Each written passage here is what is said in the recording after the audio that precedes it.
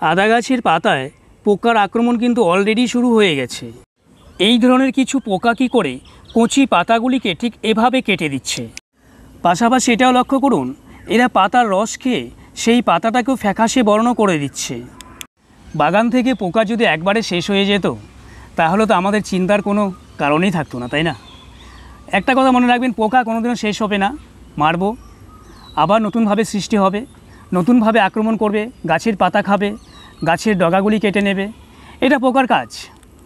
তো আমাদের দুশ্চিন্তা করলে হবে না যে কিভাবে বাঁচাতে হবে, গাছগুলিকে বাঁচাতে হবে।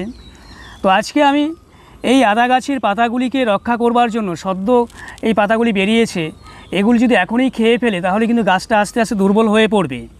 তাই কিভাবে পোকার আক্রমণ থেকে আপনি আপনার আদা গাছগুলিকে বাঁচাবেন, যদি আপনার বাগানের গাছগুলিতে এরকম আক্রমণ হয়ে থাকে তাহলে এখনই কিন্তু এর পরিচর্যা করতে হবে।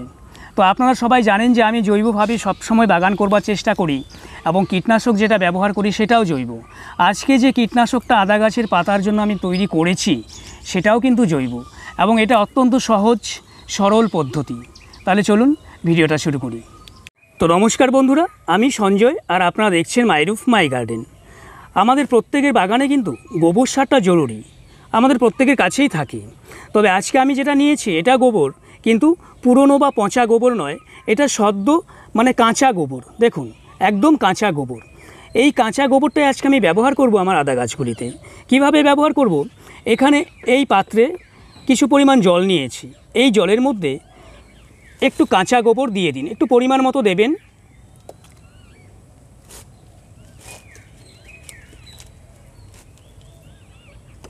দিয়ে দেওয়া হলো। এবার এটাকে গুলিয়ে নিতে হবে, একদম গুলিয়ে নেবেন।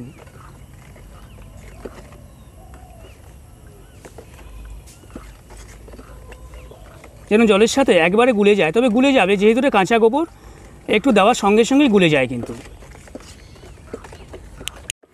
তবে এই কাঁচা গোবরের একটা গন্ধ আছে, এই গন্ধটা আমাদের সহ্য করতে হবে, যেহেতু বাগান করছি তাই একটু গন্ধটা সহ্য করে নিতে হবে, করার কিছু নেই। দেখুন গোবরটা কিন্তু একবারে গুলে গেল। এখন এই জলটা, এই তরলটা আমরা গাছে ব্যবহার করব। চলুন। আমার বাগান পরিষ্কার করবার জন্য এরকম একটা ঝাড়ু আছে, এই ঝাড়ুটার মাধ্যমে লক্ষ্য করুন, এরকম করে প্রথমে গুলিয়ে নিন একটু, তারপরে এইভাবে আদা গাছগুলিতে ছড়িয়ে দিন, একদম সমস্ত অংশে ছড়িয়ে দেবেন। তবে এই কাজটা কিন্তু স্প্রে বোতলের মাধ্যমে করতে যাবেন না, তাহলে স্প্রের নজেলটা খারাপ হয়ে যাবে। যেহেতু গোবর এটা আমরা ছেঁকে নেইনি, তাই স্প্রের মাধ্যমে করবেন না। এরকম কোনো নষ্ট ঝাড়ু, ছোট ঝাড়ুর মাধ্যমে কাজটা করবেন। বাগানের প্রত্যেকটা গাছে, আদা গাছ শুধু কেন, স্পেশালি আদা গাছকে দিয়ে আমি বলছি, বাগানের প্রত্যেকটা গাছে কিন্তু আমরা এটা ব্যবহার করতে পারি। এই যে একটা দুর্গন্ধ বেরোবে গোবর থেকে, এই দুর্গন্ধে কিন্তু পোকাগুলি আসবে না, আসলেও চলে যাবে। এভাবে আপনি যদি সপ্তাহে 2 দিন এই কাজটা করেন তাহলে আমি আশা করছি বাগানে পোকার আক্রমণ কিন্তু অনেকটাই কমে যাবে। এবার এই সাথে আরেকটা কাজ করুন। দেখুন এখানে আমি কিছু ছাই নিয়েছি, এখন এই ছাইটা পাতাগুলির ওপরে এভাবে ছড়িয়ে দিন। তবে ছাই দেওয়ার সময় শুধু যদি ছাই ব্যবহার করেন তাহলে কিন্তু ছাইটা থাকবে না। শুধু ছাই ব্যবহার করতে হলে আপনাকে প্রথমে গাছটা কিন্তু জল দিয়ে ভিজিয়ে নিতে হবে। হয়ে গেল। এই পদ্ধতির মাধ্যমে পাতায় আক্রমণ করে যে ছোট ছোট পোকাগুলি আছে সেগুলি হয়তো মরে যাবে, কিন্তু লেদা পোকা কিন্তু এর মাধ্যমে মরবে না। লেদা পোকাগুলিকে আপনি দিনের বেলায় কিন্তু দেখতে পাবেন না। এরা দিনের বেলায় টবের মাটির নিচে লুকিয়ে থাকে, যখনই সন্ধ্যা হয় তখন এরা উঠে আসে এবং পাতাগুলি খেয়ে নেয়। এবার এই লেদা পোকা আক্রমণ থেকে গাছকে বাঁচানোর জন্য সবথেকে সহজ যে পদ্ধতিটা, যেটা আমি এর আগেও একটা ভিডিও আপলোড করেছিলাম, রাতের বেলায় একটু কষ্ট করে বাগানে আসবেন, একটা টর্চ লাইট নিয়ে আসবেন এবং হাতে গ্লাভস পরে নেবেন।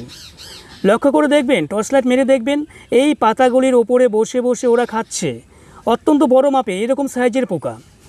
তখন আপনি কি করবেন, হাত দিয়ে ওদেরকে ধরতে হবে, ধরে মারতে হবে। নতুবা কিন্তু এই যে পরিচর্যাটা আমি করলাম, যে ছাই দিলাম, গোবর জল দিলাম, এতে কিন্তু ওরা মরবে না, কারণ এরা অত্যন্ত শক্তিশালী, মরবে না।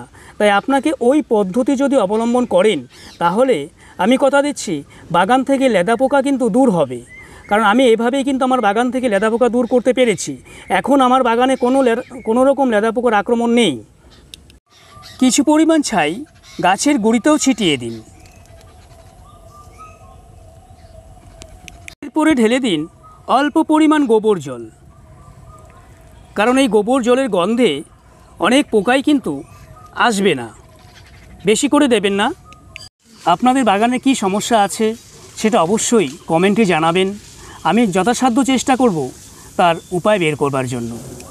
এই যে সাধারণ পদ্ধতি, এর মাধ্যমে কিন্তু বাগানের সমস্ত রকম পোকা আপনি দূর করতে পারবেন। আমি কথা দিচ্ছি না যে সব পোকাই মরে যাবে, এটা নয়, কিন্তু কিছুদিনের মধ্যে বাগান থেকে কিছু পোকা কিন্তু দূর হয়ে যাবে। আর আমাদের আদা গাছগুলিতে এই সহজ পদ্ধতি আপনি অবলম্বন করুন, দেখবেন সফলতা আসবে। আর আমার দেওয়া তথ্য যদি আপনাদের বিন্দুমাত্র উপকারে আসে তাহলে আমি খুশি হব।